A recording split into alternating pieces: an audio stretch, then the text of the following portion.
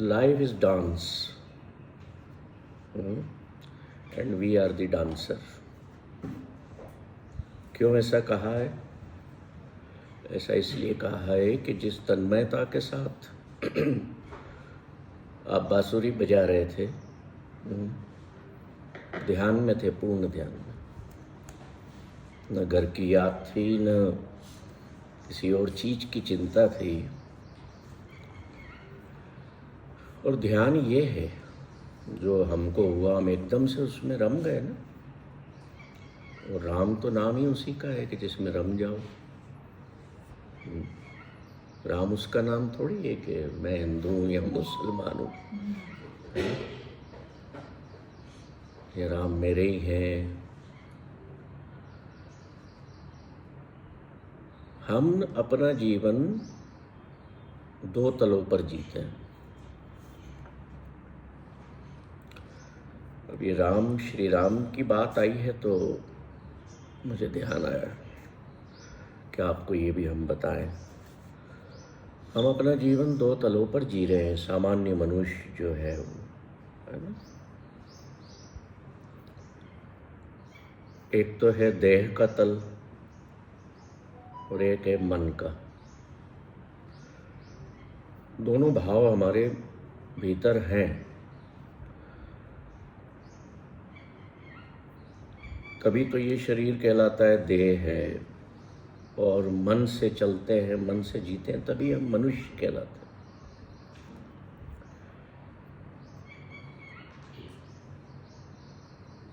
जानवर जो होते हैं ना, वो केवल देह के तल पे जीते हैं। उनका एक ही काम होता है, किसी तरीके से पेट भर जाए। उनकी खुशी उसी में। और मनुष्य के तल पर आने पर हमें दो तल मिल जाते हैं, देह और मन का। अब वैसे देखा जाए तो ईश्वर ने जो रचना की मनुष्य की, उससे ये एक्सपेक्ट किया जाता है कि वो आत्मा के तल पे जीवन को जिए, सोल के तल पर हम देह और मन से ही हम आगे नहीं बढ़ पाते। और ये जितनी परेशानियां हम अपने जीवन में झेलते हैं ना, आती हैं या घिरे रहते हैं, ये इसी कारण है कि देह के तल से तो आप उठ के मन के तल पे आ जाते हो। उसके कॉम्बिनेशन से आप जीवन जीते हो, और उसके ऊपर उठ नहीं पाते।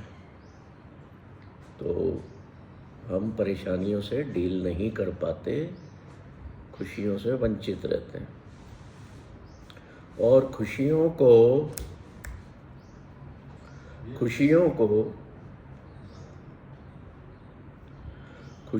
हम क्या करते हैं, बाहरी वस्तुओं में ढूंढते हैं, बाहरी संसार में। मिलती हैं तो ठीक है, सुख फील होता है, नहीं मिलती है तो दुखी। अब ये अवस्था हम आम लोगों की रहती है।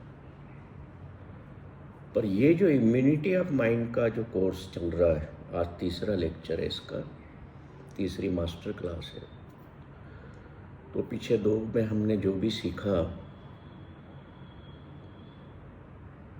मकसद यही है कि हम अपने उस तत्व से जुड़ना शुरू करें, मतलब देह और मन के लेवल से हम ऊंचा उठें। हम उस तत्व से जुड़ना शुरू करें जिसके कारण हम जीवित हैं, है ना। देह के तल पर क्या क्या करते हैं हम? आप विभिन्न प्रकार के आसन लगाते हो। आप कहते हो जी मैं योग करता हूँ, मैं वॉक करता हूँ, है ना, मैं दौड़ता हूँ, मैं साइकिलिंग करता हूँ। देह का ध्यान रखते हो। योग में बैठे शरीर को जैसा मर्जी मोड़ते रहे, घुमाते रहे, जो भी करते हो। फिर शरीर की सुंदरता, इसको नहलाना धुलाना, इसको कपड़े पहनाना, इसको खाना पीना देना, ये सारा देह के तल पर होता है। दूसरा है मन के तल पर जीना। यहाँ पे हमारे इमोशंस आ जाते हैं। दुनिया में 32-33 तरह के अगर आप लिस्ट बनाएंगे ना, तो मैंने एक बार लिस्ट बनाई थी, 33 तरह के इमोशंस लगभग हैं। उनको आपस में जोड़ें तो परमुटेशन कॉम्बिनेशन से और भी बहुत सारे क्रिएट हो जाते हैं। अब बात ये होती है कि आपको कहा जाता है कि चलो भाई अपनी सांसों पर ध्यान दो। सांस वो नहीं जो पत्नी की माँ होती है या पति की माँ होती है, वो सांस नहीं, मैं इन सांसों की बात कर रहा हूँ है। वहाँ तो आप देह के तल पे जीते हैं तो पत्नी सास सब पे ध्यान देते हैं ना। तो इस श्वास पे आपका ध्यान बटाया जाता है कि यहाँ ध्यान दो। भस्त्रिका करवाएंगे तो आप श्वास जल्दी जल्दी लेंगे, है ना। अब होता क्या है कि ईश्वर ने ये देह दी और मन दिया, तो इन सब के चलने की प्रक्रिया भी उसी ने बनाई। कोई दिल को आप तो नहीं धड़का रहे हो बैठे बैठे, कंट्रोल कर सकते हो क्या? नहीं कर सकते। या जो खाते हो उससे शरीर में खून निर्मित होता है, वो आप बना सकते हो? खून बना सकता है कोई? किसी को जरूरत पड़े तो दूसरे का देना पड़ता है ना लेके। अगर हम बना पाते तो हम क्या करते? फैक्ट्रियां डाल लेते हैं कि doctor Narang's blood manufacturing company limited. हम किसी चीज़ को छोड़ते नहीं हैं। इंसान है, हर चीज़ को हम बेचने को तैयार हैं। तो कहने का अर्थ ये है कि देह के तल पर और मन के तल पर जीते हुए ऊपर उठना, और ऊपर कौन उठा सकता है? वही मन जिसके साथ हम जी रहे हैं, द सेम माइंड। वही मन अहंकार में भी हमें डालता है, ग्रीड में भी डालता है, लस्ट में भी डालता है ना। आपको अटैचमेंट मोह में भी डालता है, और वही मन निकालता भी है। तो मन तो वही है। मतलब जैसे मान लो पहले एक तरह के ना टीवी आते थे ब्लैक एंड वाइट, उसमें एक ट्यूनिंग का बटन होता था, ध्यान है ना। तो आप उसको घुमाते थे तो स्क्रीन पर ऐसे ब्लैक एंड वाइट जैसे बर्फ़ गिर रही है, धीरे धीरे घुमा रहे हैं तो पिक्चर क्लियर होती जा रही है और फिर पूरी क्लियर हो गई। तो कहने का मतलब ये है कि the same button works in our mind. वो एक ही बटन है जिससे आप अपनी टीवी स्क्रीन की या माइंड के स्क्रीन की जो पिक्चर है वो कभी धुंधली कर लेते हो, कभी क्लियर कर लेते हो। तो वो जब क्लियर होती है ना टीवी की स्क्रीन पर पिक्चर, तो आपको अच्छा लगता है, साफ सुथरा दिख रहा है। और अगर वो सिग्नल सही ना आ रहे हो, धुंधली हो, तो थोड़ी देर बैठोगे फिर बंद कर दोगे। होता है, ऐसा होता था। आज भी अगर सिग्नल नहीं आ रहे हैं तो आप स्क्रीन को या टीवी को आप बंद कर देंगे कि हमें मज़ा नहीं आ रहा है। पर हमारे माइंड के साथ हम उल्टा करते हैं।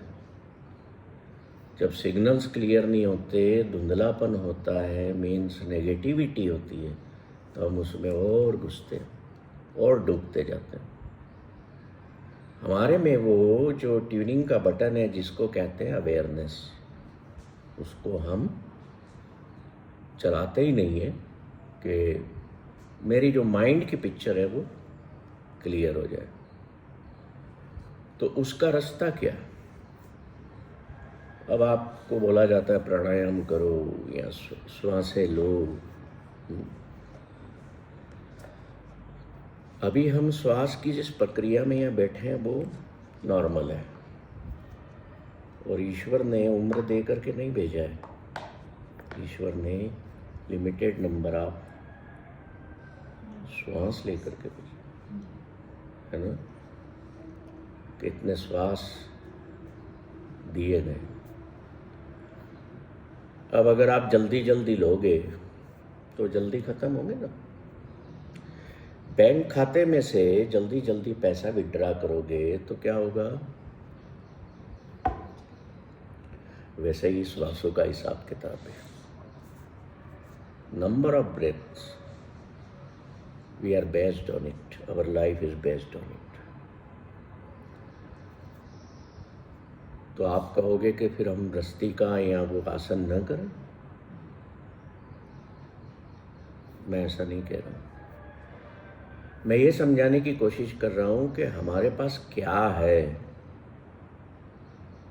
और वो कितने प्रेशियस है। अगर हमारे पास लाइफ है, हमारे पास माइंड है, और वो एलिमेंट है जिसकी वजह से हम जीवित हैं, तो उनकी प्रेशियसनेस का हमें पता होना चाहिए। अगर वही माइंड जो अहंकार करता है और वही माइंड उस अहंकार का फिर दवा बन जाता है, उसको मिटाने का काम कर सकता है, तो बटन तो एक ही है ट्यूनिंग का। अगर कोई ज़्यादा नेगेटिविटी में जीता है, means the problem is with the tuning of mind, means awareness of mind जो है वो डीम्ड हो चुकी है, वो कमज़ोर पड़ गई है। जैसे एक दिया जल रहा है, उसमें जैसे तेल ख़त्म होने को आ गया, तो उसकी बाती की जो लो है वो धीमी होती जाएगी ना। फिर वो क्या करेगी? वो जो रुई की जो स्टिक है, क्या बोलते हैं उसको, बाती, उसको जलाते जाएगी। तेल खत्म हुआ, बाती जल गई, लो बिल्कुल उसकी मध्यम हो गई या बुझ गई। यही हमारा भी हाल है। वहाँ बचा क्या? दिया बचा रह गया। ऑयल इज आउट, स्टिक खत्म, बाती खत्म, लो बुझ गई, अंधकार हो गया, बट दिया इज स्टिल देयर। इसी तरह से हमारे माइंड की कंडीशन, जब वो अवेयरनेस डिम होने लगती है भीतर, तो क्या होता है? हमारे भीतर जो एक दिया जल रहा है डिम होने लगता है, और हम एक किले में कैद हो जाते हैं, फोर्ट्रेस में। देखिए, फोर्ट्रेस को समझें, हम किले को समझें। एक राजा है, किले के अंदर है, कितनी तरह की सुरक्षा की लेयर्स है उसकी। आपने कोई किला पुराना देखा? गए, भीतर जाएंगे, सबसे भीतर सेंटर पोजीशन में राजा का ऐसा महल बना हुआ है। दरवाजे नहीं होते थे उस वक्त, पर्दे लगा दिए जाते थे। फिर उसके बाद एक सुरक्षा की सिपाहियों की लेयर होती थी, कोई राजा के कक्ष में प्रवेश न करे। फिर एक लेयर और होती थी, फिर गेट पे चौकीदार खड़े हैं, फिर किले की दीवार है, फिर किले के बाहर ना दीवार के साथ गहरी खाई बनी होती थी पानी की चारों तरफ। अगर आपने ग्वालियर में किला देखा हो, या दिल्ली में आपने किसी शहर में, मैंने अकबर का किला देखा था शायद आगरा में, मुझे याद नहीं आ रहा है, तो किले के बाहर बहुत गहरी खाई बनी हुई है, उसमें किले में आने का पुल बना हुआ रास्ता, और उस किले के बाहर जो खाई बनी है पानी की, उसमें बड़े बड़े वो लोग मगरमच्छ, जहरीले जीव जंतु छोड़ देते ताकि दुश्मन आए तो किले पर चढ़ न पाए, उसमें गिर जाए, वहीं उसका खात्मा। फिर उसके बाद गेट पे हथियार लिए चौकीदार खड़े, अंदर भी गेट बंद है और बाहर भी। कितनी सुरक्षाओं के लिए। उसके बाद भी सेना किले की रखवाली बाहर से भी करती है। तो गुरु नानक कहते हैं मन राजा, मन मन ते, मतलब the mind is just like that king. हमारा मन राजा है और वो किले की गद्दी पर बैठा है। ये किला, ये शरीर फोर्ट्रेस है, इस पर राज कौन कर रहा है? माइंड। आपको अभी पानी की प्यास लगेगी तो माइंड कहेगा चलो बाहर में जाके पानी पी के आते हैं। पानी ले गया ना, चलाता फिराता, सॉरी माइंड ले गया ना, चलाता फिराता कौन रहा? Mind. So mind is the king. मन राजा मन मनते मान्या, मनसा मने समाई। Means mind is the king and mind involves everything in it. ये बीमारी भी है और दवा भी ये खुद ही है इसकी।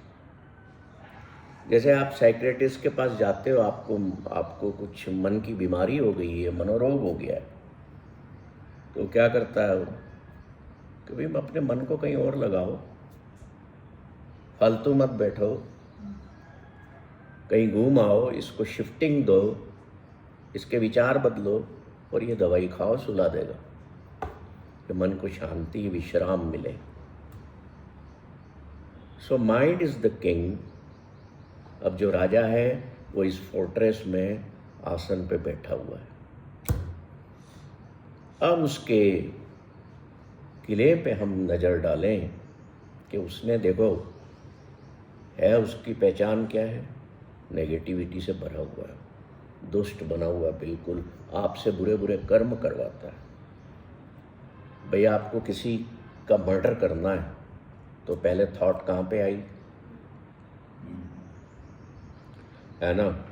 ट्रंप साहब को दुनिया के देशों का कबाड़ा करना था और अपना भी करना था, तो पहले थॉट कहाँ पे आई कि सब पे टैरिफ लगाओ, नए नए, न जियो न जीने दो, सबको बंद। हिटलर के थॉट कहाँ पे आई? माइंड में। सिकंदर को कहाँ पे आई? दुनिया जीतना है। सबसे पहली चीज माइंड से शुरू होती। हिटलर के मन में आया कि मुझे तो इतने देशों का राज्य चाहिए, 2-2.5 करोड़ मार दिए। चंगेज खान के मन में आया या औरंगजेब के मन में आया कि सारे मुसलमान होना चाहिए दुनिया में और कोई होना ही नहीं चाहिए, करोड़ों मार दिए। विचार कहाँ से पैदा हुआ? माइंड से। इसलिए गुरु नानक कहते हैं कि the mind is the king. आपके इस किले का राजा कौन है? मन है। 5 सेंसेस, 5 सेंसेस कौन कौन से? टेस्ट, सीइंग, हियरिंग, 3 हो गए। और 2 कौन से बचे? मैंने सिखाया था पहले, है ना, टचिंग एंड स्मेल। ये सारे क्या करते हैं? ये माइंड को बाहरी दुनिया का स्वाद देते हैं। अब शरीर में 25 तत्व हैं जो मन को इफेक्ट करते हैं। 25 एलिमेंट्स इन द बॉडी, जिसको आजकल केमिकल्स कहने लग गए, केमिस्ट्री में कहते हैं। सोडियम है, पोटेशियम है, दुनिया भर के हैं। आपका शरीर बीमार होता है तो डॉक्टर कहता है जाओ ये टेस्ट करा के आओ, साहब सोडियम कम हो गया है इसलिए चक्कर आ रहे हैं। तो 25-26 मेन तत्व हैं जो बॉडी को कंट्रोल करते हैं और माइंड के लिए ये उसकी सेना बता रहा हूँ बस। अब हुआ क्या है कि माइंड जो है उसके 5 सेनापति हैं। कौन कौन से आपको पता है? लस्ट है, ईगो है, ग्रीड है, अटैचमेंट है, और पांचवा कौन सा है? एंगर। लस्ट मैन है, काम। लस्ट इतनी जबरदस्त पावरफुल चीज है कि माइंड वाले किंग ने क्या किया कि अपना जो मेन दरवाजा है किले का, वहां पे उसने उसको हथियार दे के खड़ा कर दिया कि किसी का भी मन बिगाड़ना हो तो सबसे पहला काम है उसको लस्ट से सामना करवा दो। अब लस्ट या काम वासना केवल शरीर की नहीं होती, वासनाएं बहुत तरह की होती, पैसे की हो सकती है, जमीन जायदाद की हो सकती है, किसी और पर पुरुष या पर नारी को पाने की हो सकती है, कैसे भी हो सकती है वासनाएं। मन को पता है कि इंसान के कर्म और इंसान का कंट्रोल मैं इन वासनाओं से कर सकता हूं, तभी मेरा राज्य स्थापित रहेगा। नेगेटिव माइंड का तो क्या आप उस किले को जो हम सबके भीतर अपना अपना किला बनाए, उसको ब्रेक करना चाहेंगे, उसको उसके अंदर घुस के उसको तोड़ना चाहेंगे कि नहीं भाई, मेरे को तो मेरे माइंड को जो है ना ऐसा नहीं बना के रखना, मेरे माइंड को तो मुझे प्योरिटी देना है ताकि मैं अपने जीवन में जब चाहूं मैं इसकी ट्यूनिंग जैसी चाहूं वैसी कर लूं, ताकि मैं हमेशा पीस ऑफ माइंड की कंडीशनिंग में रहूं, पीस ऑफ माइंड को मैं फील कर सकूं।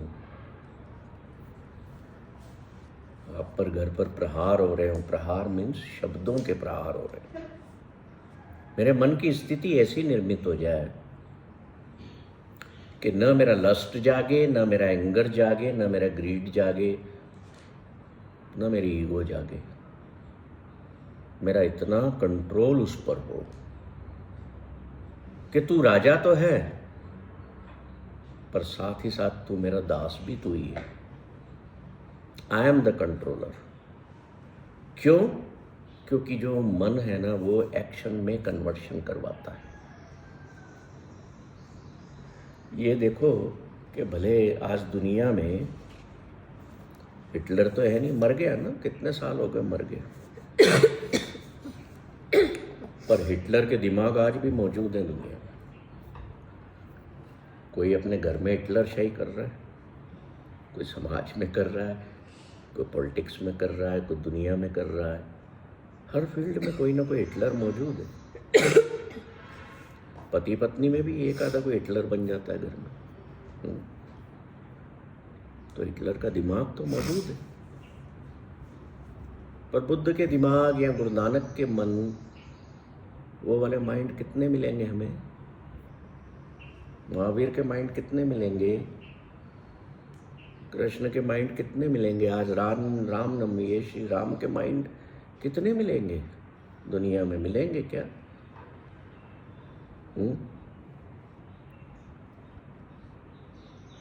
But the minds of Hitler, the minds of Genghis Khan, the minds of Alexander are still available in the world.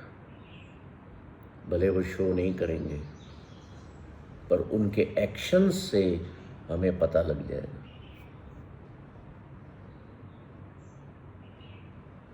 उनके एक्शन से आप पता लगवा लोगे कि इसके एक्ट जानवरों जैसे हैं। कभी भी जानवर किसी दूसरे जानवर को ये नहीं कहता कि ओए बंदा बन, वो नहीं कहता। सुना है क्या कभी? पर हम अपने बच्चों को या अपने परिवार में कहते थे ना, वो बंदा बन जा भाई, इंसान बन। कहाँ जानवर बन के घूम रहा है? अरे इंसान ही तो है। पर हम उसके एक्शंस और उसकी माइंड की कंडीशनिंग को सुधारने के लिए हम कहते हैं भाई बंदा बन, तू मूर्खता मत कर, जानवर मत बन, गधा मत बन। अब गधे को तो आपने नाम दिया है गधे का, है ना, इंसानों ने दिया। पर गधा बहुत अच्छा प्राणी है, बहुत प्यारा है वो। हमने अपनी कन्वीनियंस के हिसाब से हर किसी में अवगुण ढूंढ के वैसा नाम दे के उनका प्रयोग करना शुरू कर दिया। अरे घोड़ा बन, गधा क्यों बनता है? क्यों भाई, उस गधे बेचारे ने आपका क्या बिगाड़ा, क्या दुश्मनी आपकी? सिमिलरली इन अवर लाइफ हम जहाँ जहाँ जहाँ जहाँ अपने सुख के लिए या अपनी भलाई का सोचते हुए हम दूसरे इंसानों का भी नामकरण कर देते हैं, उनको भी जैसा मन में आता है वैसा बोल देते हैं। But who has given you right? मेरे स्वामी जी कहते हैं, देखो सुनो, देखो सुनो, बोलो मत। लिख लो इसको, काम आएगी पंक्ति। अब आप कहोगे कि देखो सुनो बोलो मत, तो करूं क्या जीवन में? तो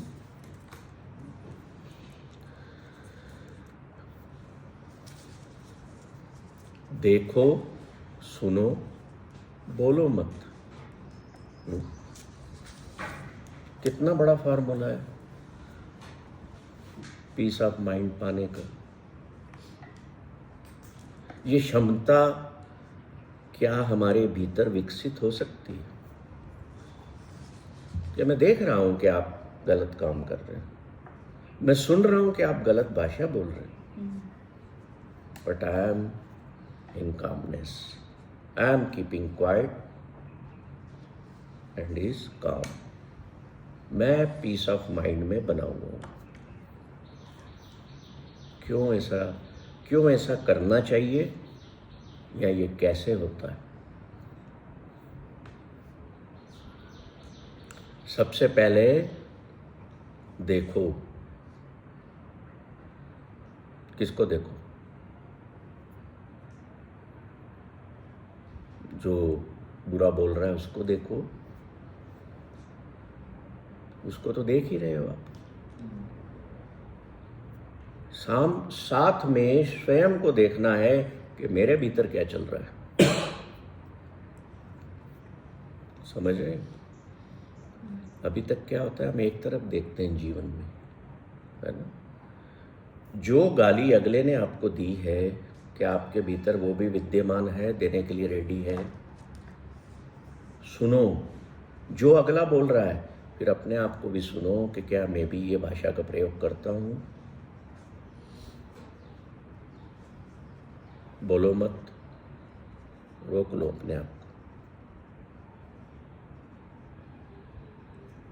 कि मैं भी कभी ना कभी इन चीजों से ग्रस्त था या ग्रस्त हूं। आंखें खुलती हैं तो वो देखने का ही काम करता है ना। कान न खुलते हैं न बंद होते हैं, वो तो खुले ही हुए। आप आंखें बंद करके लेटोगे या बैठोगे तो भी सुन रहे हो, कच्ची नींद में होते हो तो भी सुनते हैं। उनका तो काम कभी बंद ही नहीं हुआ, भले आंखें बंद हैं, मुंह बंद है, पर कान जो है वो सोते हुए भी जाग रहे हैं। आपकी नासिकाएं जो सूंघ रही हैं वो सोते हुए भी जाग रही हैं। मान लो आप जिस कमरे में सो रहे हैं वहाँ ऑक्सीजन की कमी हो गई है, आपको फीलिंग गड़बड़ाएगी, आप एकदम से उठ जाओगे, कहीं से धुआं प्रवेश कर गया तो। 90% things are awake while we are sleeping।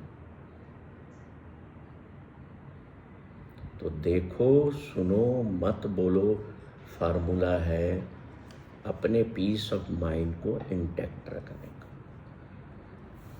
मत बोलो मतलब जरूरी नहीं है हमेशा आपका बोलना।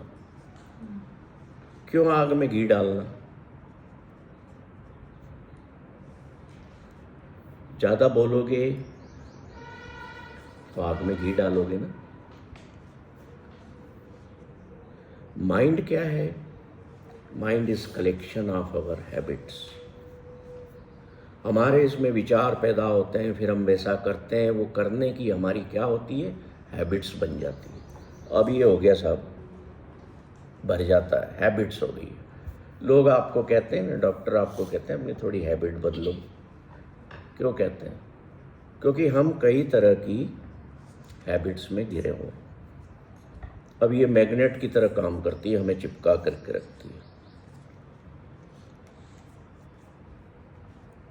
हमारे इसमें कई विचार आते हैं, मन में उठते हैं, चले जाते हैं। ठीक वैसे ही जैसे समुद्र के ऊपर लहरें उठती हैं ना, फिर क्या होती है? उसी में समा जाती है। तो माइंड का जो फंक्शन है वो वैसा ही है। इसमें विचार आते हैं, उठते हैं, गिरते हैं, उसी में समा जाते हैं। तो दिक्कत कहाँ है? दिक्कत है कि हम उन्हें पकड़ते हैं, विचारों को हम पकड़ते हैं। समुद्र में लहरें बह रही हैं, उठ रही हैं, गिर रही हैं, क्या समुद्र उनको पकड़ता है? नहीं पकड़ता। वो जानता है कि ये मेरा ही तो पार्ट है, मेरे में से उठे हैं, मेरे में समा रहे हैं। वो पकड़ता नहीं है। हम क्या करते हैं? हमारे में से जो उठ रहा है, हमारे में जो समा रहा है, हम उन्हें पकड़ते हैं। हम क्लिंगिंग में घुस जाते हैं, पकड़ के बैठ जाते हैं। पकड़ना किसको चाहिए? हमें किसको पकड़ना चाहिए? छोड़ने को पकड़ना चाहिए। समझ रहे हो? छोड़ने को पकड़ो कि मुझे कुछ भी नहीं पकड़ना, मुझे तो छोड़ना ही छोड़ना। क्लिनजिंग ऑफ माइंड शुरू हो जाएगी। मन की सफाई तभी शुरू होगी जब छोड़ोगे। अब आपको कहते हैं कि बुरे विचार को छोड़ो, अच्छे को रख लो, पर समुद्र तो ऐसा नहीं कर रहा ना। वो तो ऊंची लहर आई या गिरी, दोनों को इंटरफियर ही नहीं कर रहा। तो हम क्यों अच्छे विचार को भी रोके रखें? मन में अगर सारे अच्छे विचार ही भर गए तो भी आप डिप्रेशन में चले जाओगे, क्योंकि माइंड नीड्स स्पेस, खालीपन, और खालीपन ही मन की सकारात्मकता होती है। The emptiness is positivity of mind. Positivity और कुछ भी नहीं है, एवरीथिंग इज नेगेटिविटी। और जब हम उसको खाली करते हैं ना, छोड़ना शुरू करते हैं, तो हमारे मन को जगह मिलती है और वो सुकून महसूस करता है। वो अपने मूल स्वभाव में लौटता है, इनेट नेचर में लौटता है कि मुझे अब अच्छा लग रहा है, मैं भीतर से खाली हूँ, मेरे को कोई भी विचार तंग नहीं कर रहा। So emptiness is another form of experiencing the bliss in life. कभी ये मत कहो कि पॉजिटिविटी बढ़ाओ। पॉजिटिविटी कुछ है ही नहीं, तो आप बढ़ाओगे क्या? बढ़ाना क्या है? एम्प्टीनेस, खालीपन, है ना? जैसे एक आपके घर में कुछ बर्तन है, उसमें रात का दही रखा हुआ है, तो क्या उसी में अगले दिन बगैर साफ किए ताज़ा दूध डाल के रख दोगे? हर बर्तन, एवरी पॉट आप यूज़ करने के पहले उसको साफ करते हैं। अपने शरीर को रोज साफ करते हैं, नहलाते हैं, सुबह शाम नहाते हैं, शॉवर लेते हैं। कहीं लगा कि हाथ गंदे हो गए तो वहाँ ज़्यादा, मेरी हाथ की लकीरों में भी आज मैल है, नाखून भर गए। We are focused on these things. हम देह के तल पर जी रहे हैं, तो हम सफाई करते हैं शरीर की।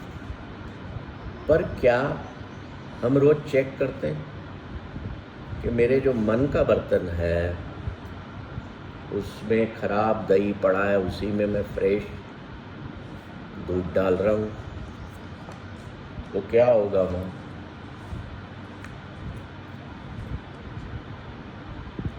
क्या होगा? वो जो खराब दही है वो सारे दूध को भी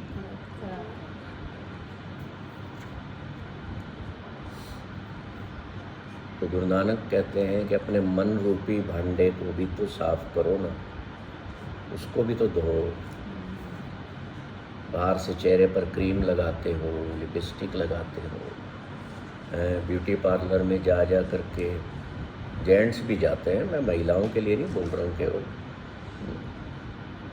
सब कुछ करते हो, तो चेतना क्या है ये? दिस चेतना इज क्लिनिक ऑफ माइंड, जहाँ पर हम मन को शुद्ध करने, क्लिनजिंग ऑफ माइंड की बात करते हैं, ताकि आप अपने जीवन में ना खुश रह सकें। पर हमें ये लगता है हमेशा कि मैं जो सोचता हूँ वो सही है, मैं कभी गलत कर ही नहीं सकता, मेरे से कभी गलत होता ही नहीं है, आई एम ऑलवेज राइट, और दूसरा मुझे सुधार कैसे सकता है कोई? तो ये जो ईगो रूपी माइंड में सिपा सालार एक बैठा है, ये हमें कुछ करने नहीं देता।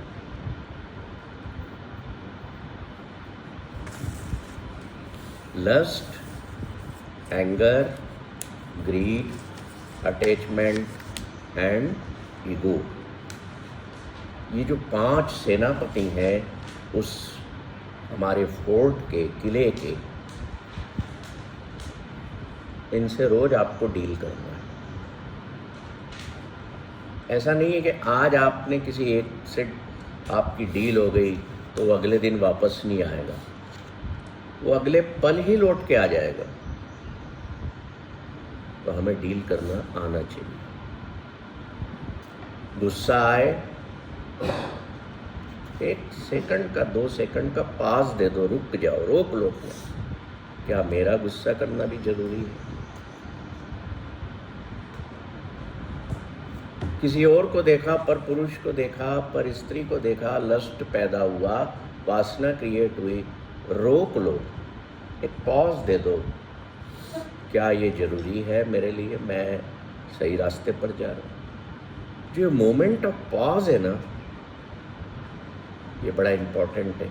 देखो, जब डॉक्टर आपको स्टेथोस्कोप लगा के चेक करता है ना, तो कहता है सांस खींचो, अब रोकना, बोलता है। क्यों बोलता है?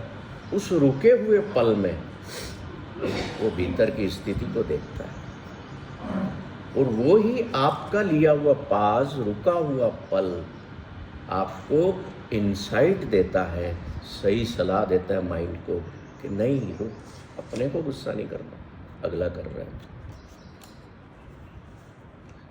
That pause is very important.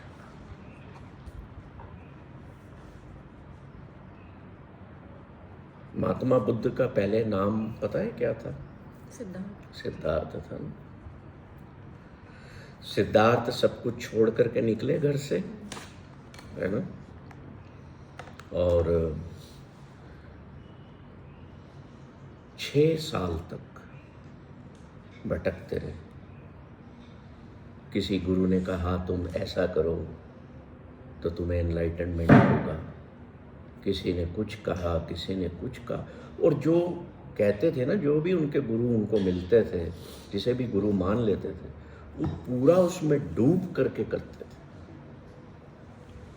देह के तल पर और मन के तल पर, दोनों पर वो जिए। और उन्होंने देह के तल पर हम क्या क्या करते हैं? कई तरह के रिचुअल्स करते हैं, अगरबत्ती लगाते हैं, जोत जगाते हैं, नारियल चढ़ाते हैं, दुनिया भर के काम करते हैं ईश्वर के आगे या मूर्ति के आगे।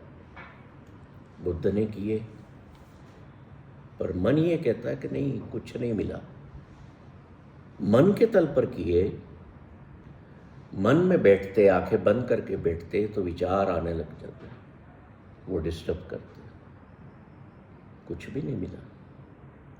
साधु संत गुरु लोग उनको बिठाते, पर आप जब आंखें बंद करके बैठेंगे ना तो आपको विचार ज़्यादा आएंगे। बुद्ध थक गए कि नहीं यार, ये कुछ हो नहीं रहा, इन सारी चीज़ों से कुछ भी नहीं प्राप्त हो रहा, कुछ नहीं मिल रहा मुझे।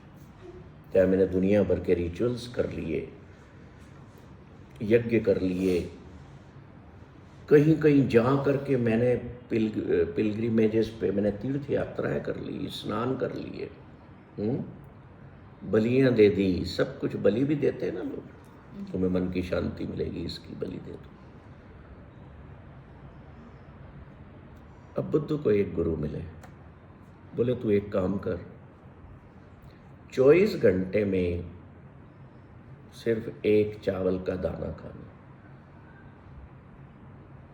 क्या खाना? 24 घंटे में एक चावल का दाना खाना और वृक्ष के नीचे बैठ करके आसन लगाना। बुद्ध ने शुरू कर दिया। कुछ समय बाद, महीनों बीत गए, 8-10 महीने हो गए, एक चावल के दाने पे आप कब तक टिकोगे? शरीर हड्डियों का ढांचा हो गया, कमजोर हो गया। निरंजना नदी बहती थी पास में, उसमें रोज स्नान करते थे। अब हालत ये हो गई कि नदी में स्नान करने लायक भी नहीं रहे, शरीर काम नहीं करता। फिर कैसे कैसे करके उस दिन सुबह नदी में गए, धीरे धीरे नदी में उतरे। पानी के बहाव के कारण शरीर इतना कमजोर था कि रेसिस्ट न कर पाए और नदी में बहते चले गए, बहते चले गए। कहीं रास्ते में एक लकड़ी की टाणी, पेड़ की, नदी के किनारे आप देखो तो कई बार पेड़, कोई टाणी दिख गई, उसको पकड़ लिया, वहां रुक गए। बाहर निकले, पड़े हुए किनारे पे, शरीर में जान ही नहीं है। अब क्या करें? लेटे हुए अपने बारे में सोच रहे हैं। ध्यान देना एक बात पर कि मैंने क्या क्या नहीं किया। मैंने दुनिया भर के सारे रिचुअल्स किए, है ना, मैंने सारे तरह के पूजा पाठ किए, मैंने सारे तरह के ध्यान, तांत्रिक विद्याएं सब कुछ की, और मेरा तो ये दुर्गति हो गई, मेरा तो हाल ऐसा हो गया। पड़े हुए रात भर, सुबह के पड़े हुए रात भर पड़े हुए कि मुझे कुछ नहीं मिला। अब इंसान जब थक जाता है ना, थक टूट जाता है, उदास हो जाता है। ये उदासी वो नहीं है कि आपके शरीर में जान तो है, आपके पास सब कुछ तो है, फिर भी आप फ्रस्ट्रेटेड हो, निराशा के कारण आपके अंदर आपको मजा नहीं आ रहा। वो उदासी नहीं है ये उदासी कौन सी है? मैं हार गया। अभी तक क्या कहते थे? गुरुओं को जाके, संतों को जाके, जिनसे दिशा निर्देश लेते थे, उनको क्या कहते थे? मैंने ये किया, कुछ नहीं हुआ, मैंने वो किया, कुछ नहीं हुआ, मैंने कुछ नहीं पाया, सब कुछ किया। अब पड़े हुए 24 घंटे से, तो क्या कह रहे हैं? मैं हार गया। बातों में फर्क है। थकान आ गई है, उदास हो गए, कुछ नहीं है मेरे पास, कुछ भी नहीं बचा है, मैं खत्म हो गया हूं। मतलब भीतर से मैं निपट रहा है। पहले क्या कहते थे? मैंने इतनी तंत्र विद्याएं की, कुछ नहीं हुआ। मैं का भाव जिंदा था। जब शरीर हार गया, शरीर थक गया, मन थक गया, तो क्या कह रहा है, वो मैं हट रहा है वहां से। और जैसे ही मैं हटा, उस एक पॉज में, उस एक पल में एनलाइटनमेंट हो गया। मैं का मिटना, मैं का हटना प्रकाशित कर गया भीतर को, जान आने लगी। इतनी power. When you become egoless, surrender हो गया, मैं हार गया हूं, मुझसे अब कुछ नहीं हो। ईश्वर तू देख। जैसे ही मुंह से ये निकला, तो जो भीतर मैं था वहां पर आकर के तू बैठ गया, ईश्वर बैठ गया। मैं खत्म हुआ, ईश्वर बैठ गया। मीन्स क्या हुआ? मेरे खत्म होने से क्या हुआ? भीतर पूरा खालीपन, पूरी एम्प्टीनेस आ गई। और पूरी एम्प्टीनेस आई तो ईश्वर प्रवेश कर गया।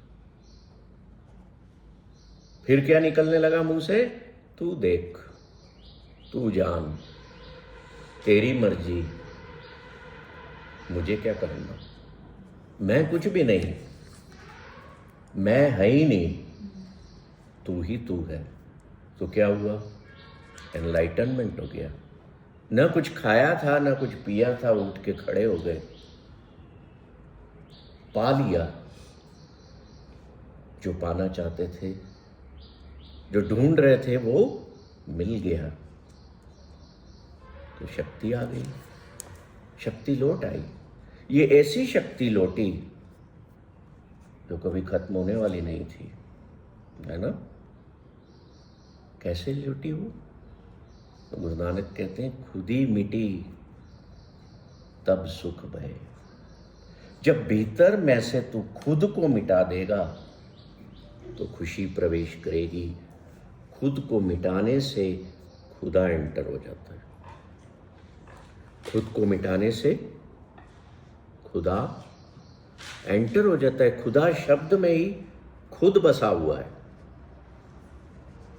फर्क कितना है एक आ की मात्रा का, खुद और खुदा, है ना? पर भीतर को मिटाना पड़ेगा, उसको खाली करना पड़ेगा। वो जो मन है ना, जो मन राजा है, उसको साधना पड़ेगा। ये मुश्किल काम है, पर हम इन्हीं से सीख सकते हैं ना, जिन्होंने किया। तो गुरु नानक क्या कहते हैं? मन असाध साधे जन कोई।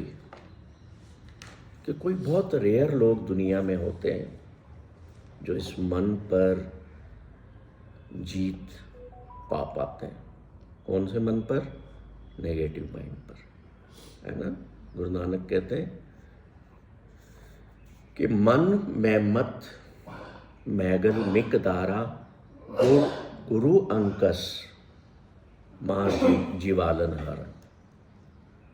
फिर से सुनाता हूं, मन में मत मैगल मिकदारा, मतलब मन जो है ना, वो एक शराब पिए हुए हाथी के समान है। कितना बड़ा शरीर है हाथी का, और एक इंसान उस पर बैठ करके उसको कंट्रोल करता है। बताओ कैसे करता है? कैसे बैठ गया उसको? और वो उसको सुई चुभोता है डंडे से, इधर चल, वो उधर मुड़ जाता है। होता है ना? इतना बड़ा शरीर, और इंसान का शरीर उसके पैर के जितना, एक पैर के जितना, और वो उसको कंट्रोल कर रहा है। शरीर को कंट्रोल नहीं कर रहा है, उसके माइंड को कंट्रोल करता है। तो गुरु नानक क्या कह रहे हैं कि तुम्हारा मन जो है ना, वो एक हाथी की साइज का है और शराबी है। शराब पिला दो हाथी को तो अनकंट्रोलेबल होता है, कैसे झूम के चलता है, मदस्त मदहोश होके, है ना? तो वैसे ही तुम्हारा मन है, इसने दुनिया की नेगेटिविटी का शराब पी लिया है और उसी में मस्त होके चल रहा है। और जब पड़ती है ना मार उस मदहोशी की, मदमस्त होने की, तो फिर बोलते हो कि हम दुखी हैं, तो रास्ता क्या बता रहे हैं? लूज योर ऑन माइंड, अपने मन का त्याग करके गुरु के मन को अपनाना शुरू कर दो। Change it, replace it. गाड़ी का पहिया पंचर हो जाता है तो स्टेपनी निकाल के बदल देते हो ना। तो कह रहे हैं अब ये पंचर सुधरवाना बंद कर दो, स्टेपनी बदल डालो, पूरा पहिया बदल डालो। मीन्स अपना जो नेगेटिव माइंड है ना, उसको रिप्लेस कर दो गुरु के माइंड से।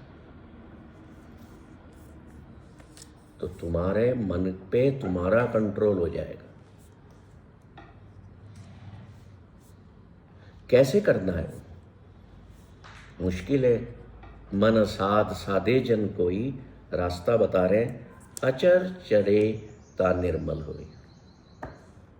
इसका मतलब है कि मन जो है वो अनकंट्रोलेबल है, पर कोई कोई बंदा, रेयर वन, इसको अपने कंट्रोल में ले आता है।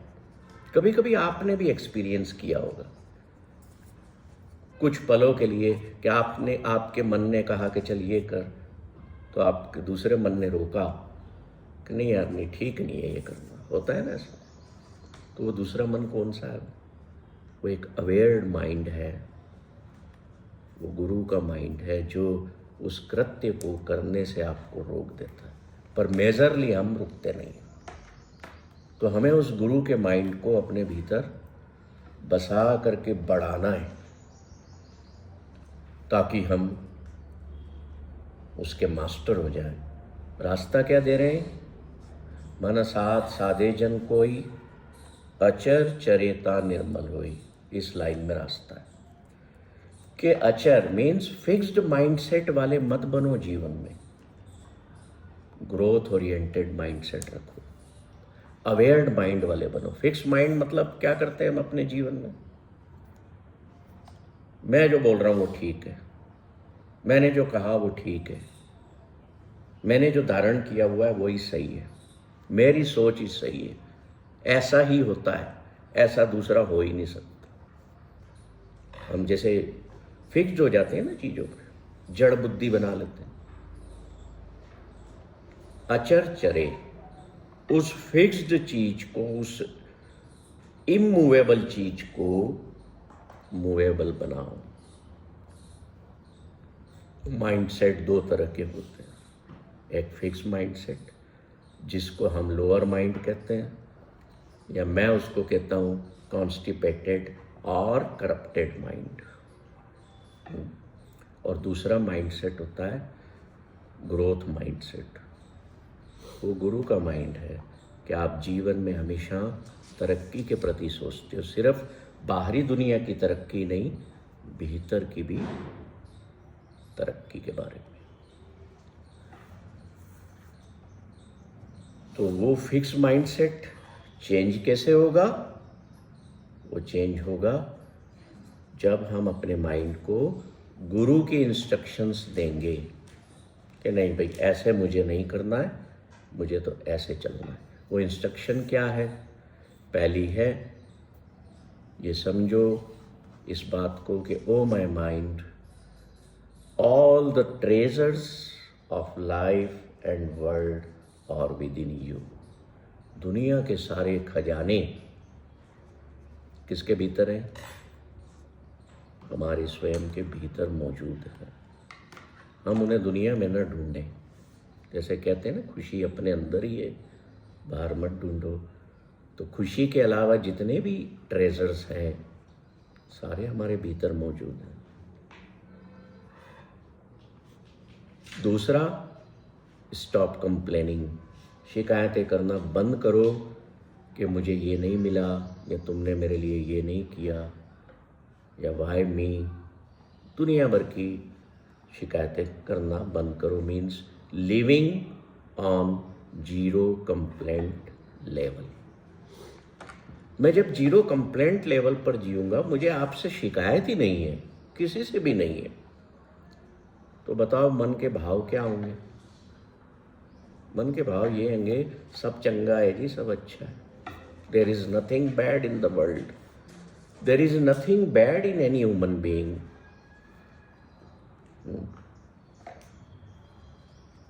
भाव ये आएगा कि न तो मैं अच्छा हूँ न मैं बुरा हूँ, और दुनिया में कोई बुरा है ही नहीं। मैं निर्भाव हो गया, किसी भाव में नहीं हूँ, और दुनिया में कोई बुरा है ही नहीं। ये जीरो कंप्लेंट लेवल का सार है, उसका रिजल्ट है, उसका परिणाम है। तीसरी बात है renounce your cleverness of mind. Renounce the cleverness of your mind. अपने मन की में जो चतुराई और चालाकियां हैं ना भरी हुई, उनको छोड़ दो, छोड़ते जाओ।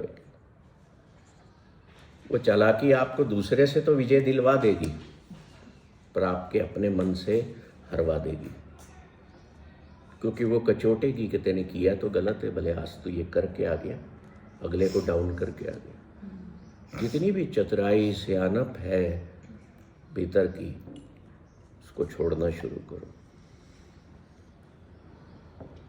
और जैसे आपको लस्सी बनाना है, मक्खन निकालना है, तो आप एक बर्तन में क्या करते हो, चर्निंग करते हो, है ना।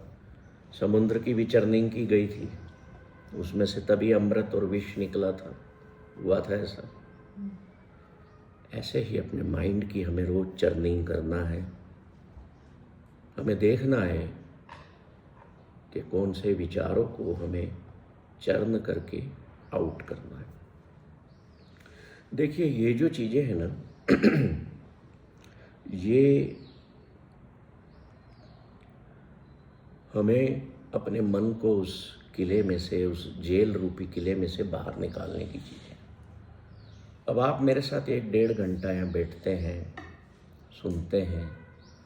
रिजल्ट्स डिपेंड करेंगे कि इन बातों में से आपने कौन सी बात को पकड़ा और उसका कितना प्रैक्टिस मिला है। देह के तल पर जब हम कुछ भी सीखना चाहते हैं तो हमें क्या कहा जाता है, इसकी प्रैक्टिस करो। मान लो मोबाइल पर आपको कुछ ही किसी ऐप को चलाना सीखना है, टाइपिंग करना सीखना है, तो क्या प्रैक्टिस कर। और माइंड का तल जो है ना वो तो और भी कठिन है, उसको ज़्यादा प्रैक्टिस की ज़रूरत होती है। जैसे शरीर को हम रोज़ भोजन देते हैं 3 टाइम, कहते 3 टाइम इसको खाना दो, फीडिंग करो इसकी, तो ये तंदुरुस्त रहेगा। ऐसे ही माइंड की इम्यूनिटी बढ़ाने के लिए इसको फीड करना ज़रूरी है डेली। रात को सोने के पहले निगेटिविटी को बाहर करके सो। जितने निगेटिव विचार हैं, बाहर करने का रास्ता क्या है? रास्ता सिर्फ एक ही है कि ईश्वर मेरे भीतर जो विचार है ना, चाहे अच्छे हैं चाहे बुरे, मैं तुम्हें सौंप देता हूँ। ऐसा बोल के, अपने कानों को सुना के, अपने मन को सुना के सोओगे ना, तो देखना नींद का पैटर्न बदल जाएगा। गहरी नींद होगी, सुबह 5 बजे अपने आप खुलेगी, इनसाइट्स आना शुरू होंगी, अच्छी फीलिंग आना शुरू होगी। सुबह उठोगे ना, वाह मज़ा आ गया, क्या मस्त नींद आई, बिल्कुल फ्रेश। मुंह से आँख निकलेगा, वाह मज़ा आ गया। क्या वो फीलिंग आती है हमको? अगर नहीं आती है तो दैट मीन्स हम, डॉक्टर आपको कहते हैं ना नींद नहीं आती, पहले तो शावर लो रात को भी सोने के पहले, ढीले कपड़े पहनो। तो मन के लिए क्या कर रहे हो? दोष मत दो। अगर मन आपका खराब भी है, नेगेटिव भी है, तो उसको दोष मत दो, वो तो प्रकृति है उसकी। कर्म हमारा खराब है, हम उसके लिए, बेचारे के लिए कुछ कर नहीं रहे। तो जब तक हम करेंगे नहीं ना, हम उसमें से बाहर नहीं निकल पाएंगे, अपने भीतर को खाली नहीं कर पाएंगे। देखो ये कांच का गिलास है ना, इसकी साउंड देखो कैसी है ना, भरा हुआ है। अब मैं इसका पानी पीता हूँ,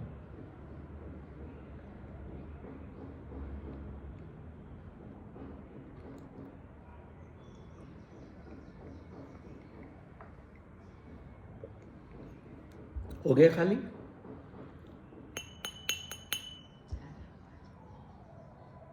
चेंज्ड।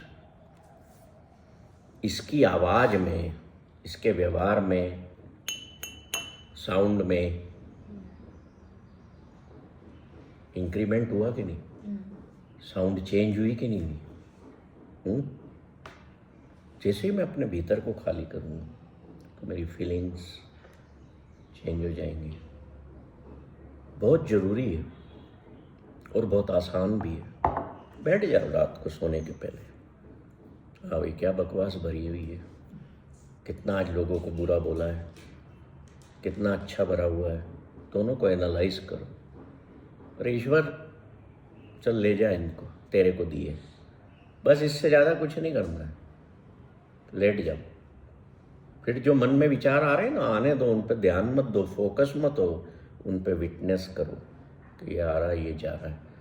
पकड़ो मत, छोड़ते जाओ, अपने आप पता ही नहीं लगेगा कब सो गए। तो मन की जो सफाई है ना, वो शरीर को नहलाने से नहीं होती है। आप हजारों बार नहा लो, लाखों बार नहा लो, मन साफ नहीं होगा तन को धोने से। आप जा कर के 50 बार मेडिटेट कर लो, कुछ भी नहीं होना है। बुद्ध के साथ नहीं हुआ था कुछ, गुरु नानक के साथ कुछ भी नहीं हुआ। मंत्र जपते रहो, नथिंग विल हैपन, क्योंकि सारा आउटवर्डली हो रहा है, भीतर नहीं हो रहा है। होना भीतर चाहिए, प्रक्रिया भीतर घटित होना चाहिए। आप मुंह से मंत्र बोले जा रहे हो। अरे ईश्वर बहरा थोड़ी है जो सुबह स्पीकर लगा के अजान देने लगता है मौलवी, या तुम ऊंचे ऊंचे मंत्र पढ़ने लगते हो। घटना भीतर घटित होगी, then the change will take place within us। बाहर तो बहुत कुछ हो रहा है, सड़कों पे एक्सीडेंट हो रहे हैं, बाहर तो गुलाब खिल रहे हैं, बाहर तो पक्षी चहचहा रहे हैं, पर क्या वो हमारे भीतर अच्छी चीज़ें घटित हो रही है? नहीं हो रही।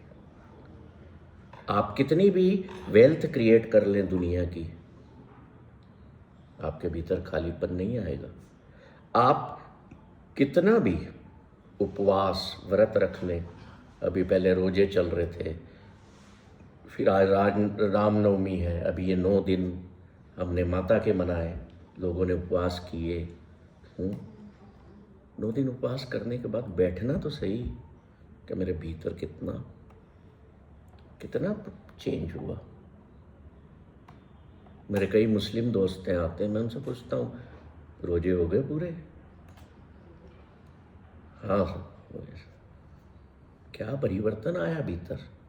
सालों से रखते आ रहे हैं हम, उपवास रखते आ रहे हैं सालों से। शरीर को भूखा रख के आपको मिल क्या रहा है? रख लो हजारों बार, वो बात मत कहना। एक आध बार आप शरीर को भूखा रखें, और शरीर की प्रक्रिया के लिए ठीक है, I am not talking about that. आप 9 दिन भूखे रहते हैं, आप 40 दिन भूखे रहते हैं, 1 महीना भूखा रहते हैं, दिन भर पानी भी नहीं पीते हैं, क्या घटित हुआ? बताओ, क्या भीतर कुछ घटित हुआ?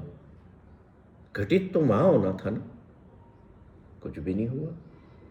फिर वो फास्टिंग, शाम को तड़प रहे हैं भूख के मारे कि कब 8 बजे मैं तोड़ूं इसको, और अभी तो 5 ही बजी है। 3 घंटे तक शरीर सफरिंग में है। क्या घटित हुआ भीतर? गुरु नानक कह रहे हैं, न नहाने से, न उपवास रखने से, न तीर्थ स्थानों पर जाने से, न वेल्थ इकट्ठी करने से, न दूसरों के बारे में बातें करने से, या चतुराई से, या शिकायतें करने से मन क्लींस नहीं होगा। तो फिर किससे होगा? किससे मैं हटेगी जो बुद्ध की हटी थी? एक फार्मूला गुरु नानक देते हैं, केवल एक। उसके इच्छा में जीना, उसके हुक्म में जीना। हुक्म अंदर सबको, बाहर हुक्म न को।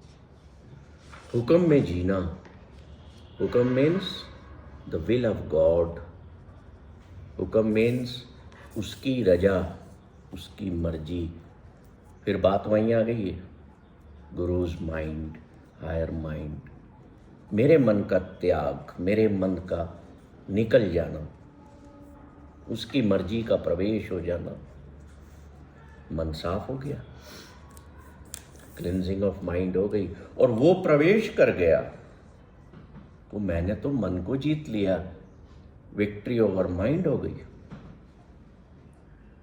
तो आज का जो लेसन हमने सीखा वो ये है कि मुझे आज से ही अपने मन का त्याग करना शुरू करना है और गुरु की मर्जी को भीतर प्रवेश देना शुरू करना। ये आज से ही शुरू नहीं हो जाएगा, ये तो प्रिलिमिनरी क्लास। अब ये करना कैसे, हम इसको आगे की कक्षाओं में सीखेंगे, हम उसकी गहराई में जाएंगे कि हमारे भीतर वो घटित होना शुरू हो। कल मेरे से ना परसों किसी ने एक सेशन के दौरान पूछ लिया, वो थोड़ा सा रिलेशनशिप्स पे इशू था, सेशन था। भाई साहब ये दरवाज़ा खोल दीजिए। जहाँ रिलेशनशिप्स की बात आती है ना, आपसी संबंधों की, तो वहाँ फिर प्रेम की बात उठती है। तो एक महिला ने, जेंटल वुमन ने मुझसे प्रश्न किया मेरी 1.5 घंटे की टॉक के बाद कि सर विवाह के बाद प्रेम क्यों धीरे धीरे कम होता जाता है आपस में।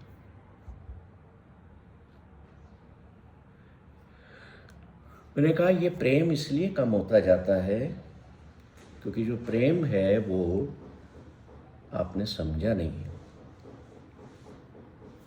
न आपने विवाह को समझा है, शादी को समझा है, मैरिज को समझा है, न आपने लव को समझा है। अब दोनों कर लिए। प्रेम किया नहीं जाता, होता है, आपने किया है और विवाह भी कर लिया, दो एक्सीडेंट हो गए आपके साथ, है ना। तो अगर एक्सीडेंट होगा तो फिर चोट तो लगेगी। And marriage is unfortunately an accident. प्रेम जब मरता है ना तो आप विवाह के बंधन में बंधते हैं। समझना बात को, इसमें हंसी भी है पर इसमें विजडम बहुत बड़ा है। प्रेम के मरने पर आप विवाह में बढ़ते हैं आगे। विवाह क्या है? विवाह की डेफिनेशन क्या है? दो लोगों को बांधना। पर क्या आप प्रेम को बांध सकते हो?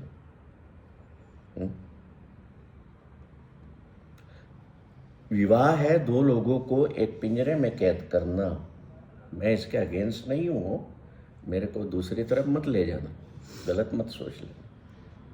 विवाह है बंधन, पर प्रेम बंधन नहीं होता, वो आज़ादी है। कृष्ण ने विवाह किससे किया था? रुक्मणी से। और पूजा किसकी करते हो? राधा कृष्ण की। वो प्रेम था। रुक्मणी से भी उनका प्रेम होगा, नो डाउट, पर वहां बंधन ज्यादा थे। प्रेम को आप इम्प्रिजन नहीं कर सकते, आप जकड़ नहीं सकते। और विवाह में क्या होता है कि आप शर्तों से जीवन को जीने लगते हो। तुम ये करो, मैं ये करूंगा, तुम्हारा ये काम है, मेरा ये काम है, तुमको ये देखना है, मेरे को वो देखना है। You are not living in marriageable life, married life, married life में आप जीते नहीं है, आप मैनेज करके चलते हैं ताकि हमारे को थोड़ी थोड़ी खुशी मिलती रहे। और जहां मैनेजमेंट आ जाता है वहां जीवन तो है ही नहीं। प्रेम जीवन में होता है, मैनेज करने में नहीं होता। आपका प्रेम मरा, आपने शादी कर ली, तब इसमें मेरी क्या गलती? प्रेम को जिंदा क्यों नहीं रखा? फिर हुआ क्या? नी जमी नी बनी तो क्या कर लिया? तोड़ लिया रिश्ता, कोर्ट चले गए, तलाक ले लिया। पर वो जो प्रेम है ना, वो भीतर विद्यमान है, वो कैद है सॉल्ट में, वो मरा नहीं, कभी नहीं मरता। जैसे मन कभी नहीं मरता ना, बॉडी की डेथ हो जाती है पर माइंड की नहीं होती। माइंड आपकी बची हुई डिजायर्स को लेकर के नए शरीर को पा लेता है। आप कभी कभी कहते हो ना, न तो ये आदत मेरे में थी, न मेरे पति में थी, ये मेरे बच्चे में कहां से आ गई? That your child has carried that old habit because mind is collection of habits. यार मैं तो कभी ऐसा नहीं करता था, न मेरी वाइफ ऐसी, मेरा बेटा ही ऐसा क्यों कर रहा है? ऐसी आदतें तो हमें थी, वो कैरी करके आया है। उसको दोष मत दो, उसके साथ मारपीट मत करो कि तू यूँ कर रहा है, गाली गलौज मत करो। तो प्रेम और विवाह दो अलग अलग चीजें हैं। अब मुझे मेरी पिटाई मत कर देना इस बात कि क्या बोले जा रहे हो आप। विवाह करते हो ना, तो आप कुंडलियां मिलाते हो, वो ज्योतिषाचार्य बैठे हैं पीछे, कुंडली मिलाते हो कि नहीं? लड़के लड़की की मिलाते हो, फिर गुण भी मिलाते हो, मिलाते हो गुण। किसी से प्रेम कर लेते हो तो तब ये देखते हो क्या चीजें कि इसमें गुण है कि नहीं, इसकी कुंडली या मेरे तहत ग्रह मिल रहे हैं कि नहीं। गलतियां आपकी हैं, मैंने उनको मैडम को बोला, मैंने गलतियां आपकी। न प्रेम को दोष दो, न विवाह को दो कि विवाह के बाद आपका प्रेम क्यों खत्म होता गया। आपने मिलान जो करना था वो तो किया नहीं। आप कुंडलियां मिलाई, आपने ग्रह मिला है, आपने गुण दोष मिला है कि 34 गुण मिलते हैं। कितने गुण होते हैं? 36। तो आप में जितने सब विवाहित बेटे, कितने गुण मिलते हैं? पति पत्नी 36 मिले। राम सीता के मिले। ये राम सीता पे क्यों जाते हो? आपकी बात करो ना, हैं? या पंडित को पैसे दे के मिलवा लिए ज्यादा? पंडित जी आप तो मिला दो, हम ध्यान रखेंगे आपको। बोले हाँ ठीक है भैया, अगली मीटिंग में मैं बता दूंगा कि ये दोष मैंने ठीक कर दिए और इतने गुण अब मिल गए, है जी। तो प्रेम का तो स्थान ही नहीं है। When love dies, the process of marriage starts and your suffering starts. दुख शुरू हो जाते हैं। मगजमारी का घर पालना बढ़ा देते हो, और उस विवाह में इसलिए दुख कष्ट मगजमारी होती है क्योंकि वहाँ प्रेम तो लाए नहीं आप।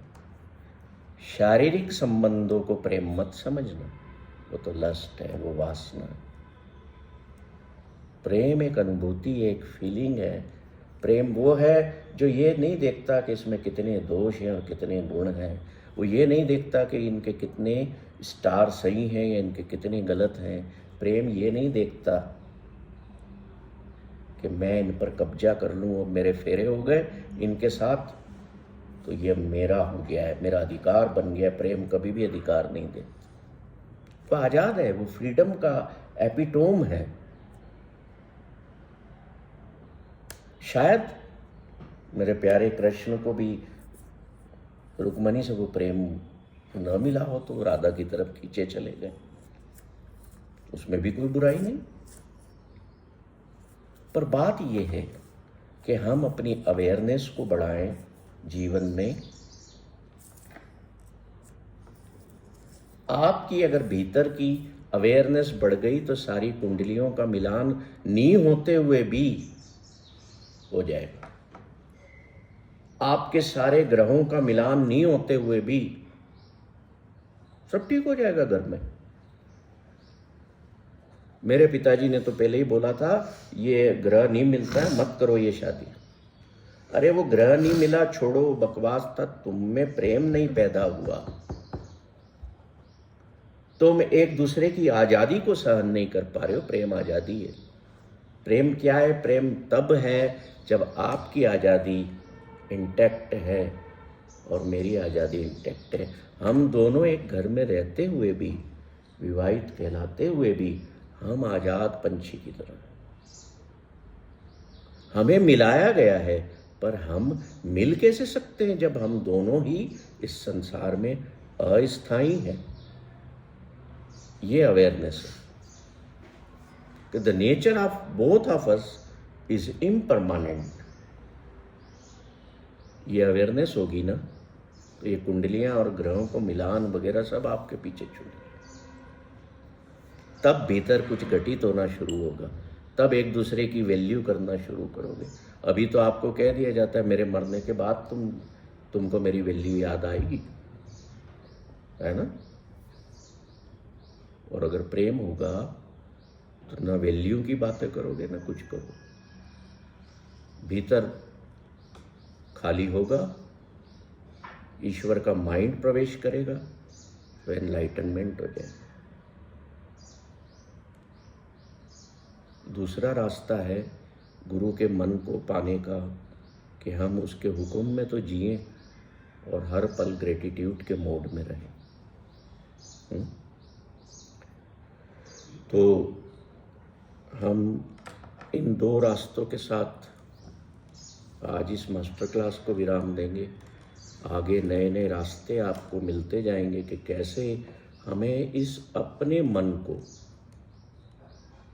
जो हमारा ईगो माइंड है, दूसरा नाम अगर इसको मैं दूं तो लोअर माइंड है, तीसरा नाम इसे मैं दूं तो कॉन्स्टिपेटेड माइंड है, चौथा नाम इसे मैं दूं करप्टेड माइंड है, एक नाम से रिप्लेस करना है गुरुज माइंड।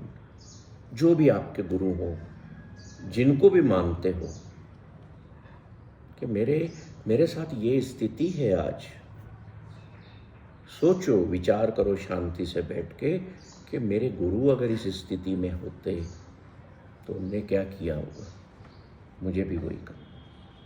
या मेरे माता पिता इस स्थिति में होते तो उनने क्या किया होता। You will feel the peace of mind, तुम्हें रास्ता मिल जाएगा।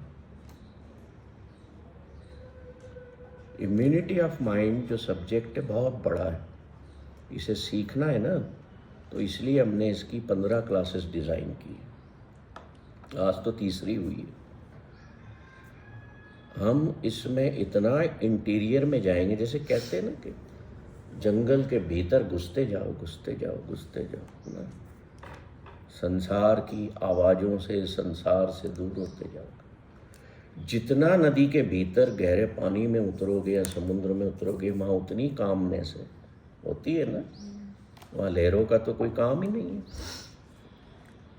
जितना भीतर हम उतरते जाएंगे, हमें पीस ऑफ माइंड की फीलिंग आने लगेगी। और हमें न समुद्र में कूदना है, न हमें नदी में कूदना है, न हमें जंगल में जाना है, हमें अपने भीतर ही जाना है। वहीं है शांति, वहीं है एटर्नल हैप्पीनेस, वहीं है कामनेस, वहीं है पीस ऑफ माइंड। आज संडे है, किस किस को ब्यूटी पार्लर जाना है आज?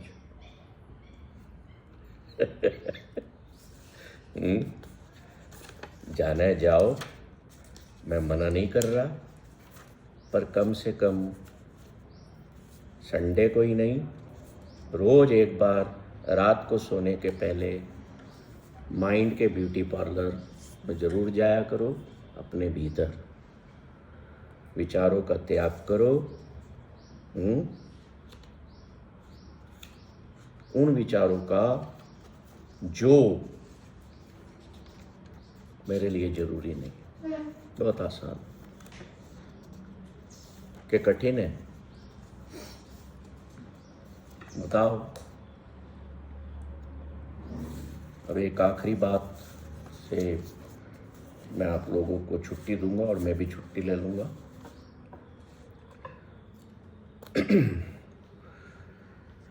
कि युद्ध के मैदान में ध्यान से सुन लेना इसको। ये गुरु माइंड और करप्टेड माइंड की थ्योरी जो है, इसकी जो प्रैक्टिकबिलिटी है वो बड़ा आपको क्लियर कट कर देगी। कुरुक्षेत्र के युद्ध के मैदान में श्री कृष्ण अर्जुन के रथ के सारथी बने थे ना। क्यों बने थे? इस पॉइंट को अगर हम समझ लेंगे तो गुरु नानक जो कहते हैं ना कि हुक्म में जियो उसका मतलब आपको समझ में आ जाएगा। अर्जुन मना कर देता है कि मैं युद्ध नहीं लड़ूंगा, मैं अपने प्रियजनों को नहीं मारूंगा, कहता है ना ऐसा। कृष्ण उसको उठा के पीछे बिठा देते हैं, तू यहां बैठ, मैं तेरा रथ दौड़ाता हूं।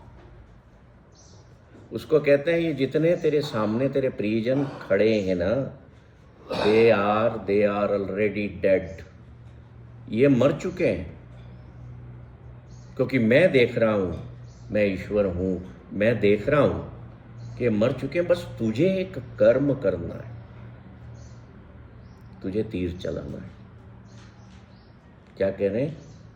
These are all your relatives, friends, loved ones, जो तेरे आज दुश्मन बन चुके हैं। तू अवेयरनेस में नहीं है, तेरी जो अवेयरनेस है वो डिम हो गई है, तेरे भीतर की जो ज्योति है ना वो मध्यम हो गई है। तू पहचान नहीं पा रहा है कौन तेरा अपना है और कौन नहीं है। तुझे केवल एक कर्म करना है कि तुझे केवल एक तीर चलाना है। ये मरे हुए ऑलरेडी हैं, बस इनके शरीर गिर जाएंगे। नहीं मान रहा है ना? नहीं, मैं नहीं चाहता। श्री कृष्ण स्वयं उसके रथ को उस तरफ मोड़ते हैं और लेके जाते हैं कि तुझे चलाना है। क्यों सारथी बने? देखो यहां पर क्या हो रहा है कि अर्जुन का माइंड, उसका खुद का ईगो माइंड है, लोअर माइंड है। वो क्या कह रहा है कि ये मेरे अपने हैं, मोह में है, मैं अपनों को नहीं मार सकता। मैं का भाव भीतर है, अहंकार में है, ईगो में है कि नहीं? तो उस लोअर माइंड की जगह कृष्ण अपना मन लगा देते हैं, गुरु उस माइंड दे देते हैं, मतलब उसके माइंड के सारथी बन जाते हैं कि मैं जो कह रहा हूं वो तू कर, मेरे हुक्म की तू पालना कर और तीर चला। नाउ कृष्णा क्या किया? Krishna shifted, replaced his Arjun's own ego mind with Krishna's own higher mind. हमें क्या कहा जाता है कि उसको गीता का उपदेश देते हैं कृष्ण अर्जुन को। तो वो गीता का उपदेश सुन के तीर चलाने लग जाता है। फिर वो नहीं देखता कि कौन अपना है कौन पराया है, वो लक्ष्य पर काम करता है। पर होता असल में ये है कि कृष्ण स्वयं उसके भीतर, उसके मन में बैठ जाते हैं जाकर और वो उससे करवाते हैं। This is how the mind shifts, mind is replaced with guru's mind. तो हमें भी अपने जीवन में ये प्रार्थना करना चाहिए कि जैसे आपने अर्जुन के माइंड को रिप्लेस किया अपने माइंड से, हायर माइंड से, ईश्वर हमारे लोअर माइंड को भी हायर माइंड से रिप्लेस करो, ताकि हम आपके हुक्म में जीना शुरू कर दें। और उसके हुक्म में जीना शुरू करोगे ना, तो आपके जितने डिफरेंसेस हैं आपस के, परिवार में, आपके बाहरी लोगों के साथ, समाज के लोगों के साथ, दुनिया के साथ, सारे मिट जाएंगे। क्योंकि you will see with only one eye of compassion, only eyes of oneness towards each and every being, ना केवल इंसान बल्कि हर जीव जंतु, हर पेड़ पौधे को, सबको हम गुरु के मन से देखना शुरू करें। फिर देखो आपके चेहरे पर हमेशा मुस्कुराहट रहेगी, आंखों में रोशनी रहेगी, आंखें खूबसूरत होंगी, चमकती होंगी, मुस्कुराती होंगी। चेहरा चमकेगा, क्योंकि मैंने उस मन को खाली कर दिया जो मेरे से गलत एक्ट करवाता था, और वहाँ बिठा दिया, तू बैठ, तू तू और तू। बुद्धा का मैं मरा तो तू प्रवेश हुआ ना। That is the main thing. तो हमें करना क्या है? We have to replace our ego mind with guru's mind. अब ये कैसे कैसे किया जाता है, कैसे कैसे होगा, हम इनको आगे सीखेंगे। Thank you.